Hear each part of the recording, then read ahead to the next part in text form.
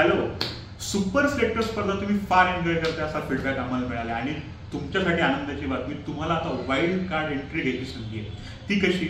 मी तुम्हाला एक 5 नियम सांगतो. आपण आता सुरू करतोय सबस्टिट्यूशन. कधीपासून? नॉकआउट पासून, म्हणजे सेमीफायनलसाठी. हे बदल कसे असणार यासाठी मी तुम्हाला एक एक्झाम्पल सांगतो. आपण बदल करणार आहोत role to like to write. म्हणजे एक सिनारिओ लक्षात घ्या. श्रीलंका आणि पाकिस्तान ऑलरेडी बाहेर गेले, बरोबर? आणि आपण समजू भारत आणि इंग्लंड हे सेमीफायनलला पोहोचले. तर माझ्या टीममध्ये हसरंगा होता, ॲज अ ऑलराऊंडर खेळत होता, आणि Rizwan as a wicket keeper खेळत होता. आता मला वाटतं हसरंगाच्या वेळी मला हार्दिक पांड्या संघात घ्यायचा आहे. मला असं वाटलं रिझवानच्या ऐवजी जॉस बटलर माझ्या संघात घ्यायचा आहे. तर ते तुम्ही करू शकता.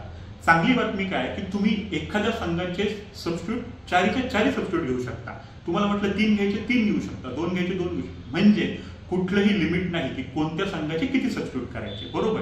पण आपलं जे आधी ठरलं होतं 3 allrounder, 3 batsman, 3 bowler, 2 wicket keeper, हे असंच राहिलं पाहिजे. आणि त्या 8 खेळाडूंचं मूल्यांकन होऊन तुमची रँक पुढे पोहोचवली जाईल. हे बदल तुम्हाला आमच्यापर्यंत कधीपर्यंत पोहोचवायचे? हे बदल पोहोचवायचे 26 जूनच्या 5 वाजेपर्यंत. सगळ्यात महत्वाचं, तुम्ही कॅप्टन आणि व्हाईस कॅप्टन हेही पूर्णपणे बदलू शकता.